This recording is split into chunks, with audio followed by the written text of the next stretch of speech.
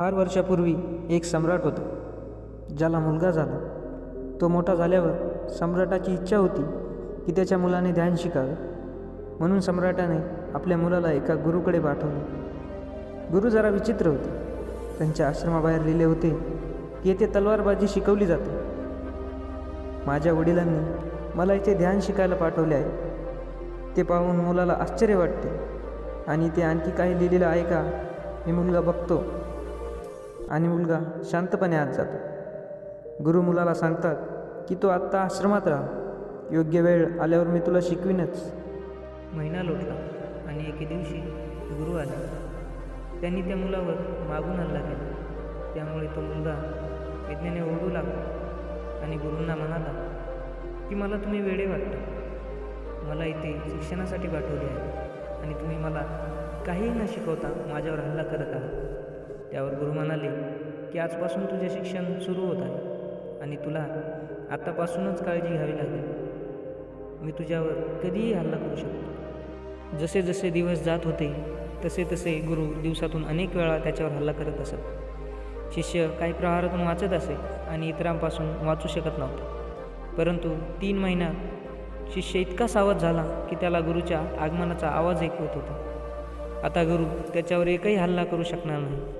आता गुरूंनी त्याला सांगितले की आता तुझे दुसरे शिक्षण सुरू झाले आहे. आता तू झोपेतही सावध राहा. झोपेतही मी तुझ्यावर कधीही हल्ला करू शकतो. काही दिवस शिष्यावर झोपेतही गुरूंचा हल्ला होत राहिला. पण काही वेळाने मुलगा यातही तरबेज झाला आणि आता झोपेतही सावध राहायला शिकला. आता झोपेतही गुरु त्याच्याजवळ आला तर तो सावध व्हायचा. लवकरच 6 महिने उलटले आणि आता शिष्याचे लक्ष आणि जागरूकता आणखी वाढली. एके दिवशी गुरु साधना करत होते आणि शिष्याने विचार केला की आज गुरुची परीक्षा घेऊन पाहूया. इतके दिवस गुरूंनी मला मारले, आज पाहूया की गुरु स्वतःला सिद्ध करू शकतो की नाही. शिष्य मनात विचार करत असतानाच गुरूंचा आवाज आला, थांब थांब, असे करण्याचा विचारही करू नकोस. मी आता म्हातारा झालो आहे आणि माझे हाडे कमकुवत झाली आहे. मला मारू नकोस. शिष्य आश्चर्याने म्हणाला, प्रिय, तुम्ही माझे मन कसे वाचले?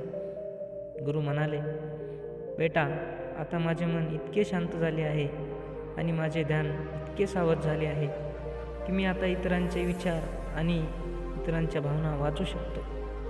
आता मुलाचे शिक्षण पूर्ण झाले आणि तो आपल्या वडिलांच्या राजवाड्यात परतला. सम्राटाने विचारले, बेटा, तुझा गुरु कसा होता?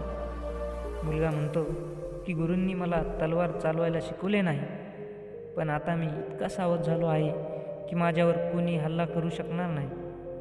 माझे लक्ष इतके सावध आणि धारदार झाले आहे. शांत मन जीवनात ध्यानाला जन्म देते. ध्यान जितके खोलवर जाते तितकेच आपल्याला गोष्टी लक्षात ठेवता येतात. शांत मनामध्ये इतकी शक्ती असते की आपण इतरांची मने वाचायलाही शिकू शकतो. त्यामुळे मेंदूचा विकास होऊन बुद्धिमत्ता वाढवणारे ध्यान केले पाहिजे.